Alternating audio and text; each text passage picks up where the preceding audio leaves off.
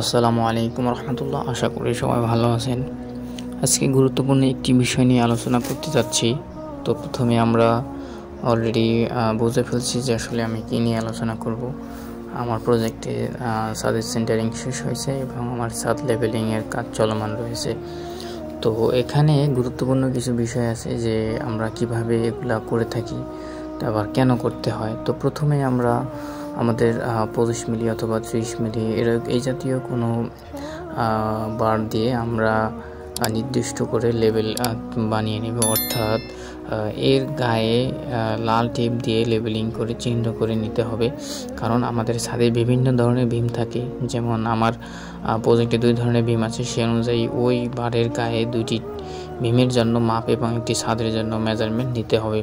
ছাদের মাপের জন্য অবশ্যই ছাদের বটম, অর্থাৎ যে আমার ছাউনি কাঠগুলো দেখা যাচ্ছে, ছাউনি কাঠ থেকে বটম থেকে 1 ফিট উপরে একটা টেপের চিহ্ন দিতে হবে। এরপরে ভীমের জন্য ওই বটম থেকে 1 ফিট এবং আরও ওই মেজারমেন্ট অনুযায়ী যে পরিমাণ হয় উপরে, সেই পরিমাণ উপরে আমাকে দিতে হবে, যাতে যে সুতাটা আনানো হয় এটা লেভেলে চলে আসে।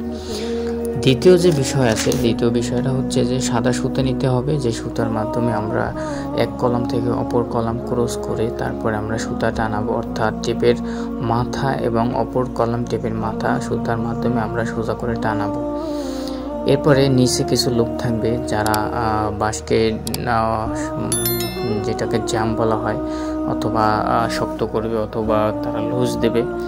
এখানে নিচে আমাদের লোক আছে যে উপর থেকে যেভাবে তারা ডিরেকশন দিচ্ছে, নিচে তারা ওইভাবে এখানে কাজ করতেছে।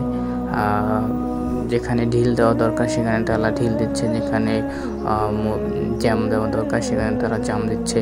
তো এটাই হচ্ছে মূলত উপরে লোক থাকবে এবং নিচে লোক থাকবে লেভেল করার মূল অত্যন্ত কারণ। আর এখানে আরেকটা বিষয় যে লেভেল করলে আমাদের কি হবে, আমরা যদি এখন লেভেল করে নিই, পরবর্তীতে আমাদের যখন বার বাইন্ডার কমপ্লিট হয়ে যাবে তখন আমাদের হালকা পরিমাণ সাধারণভাবে চেক করলে আমাদের হয়ে যাবে। লেভেল না করলে পুরো ছাদে যে আমার 5 ইঞ্চি ঢালাই হবে অথবা 6 ইঞ্চি ঢালাই হবে আমরা বুঝতে পারবো না। যখন আমি পুরো ছাদকে লেভেল করতে পারবো তখন আমার পুরো ছাদের লেভেল আমার সেম হবে।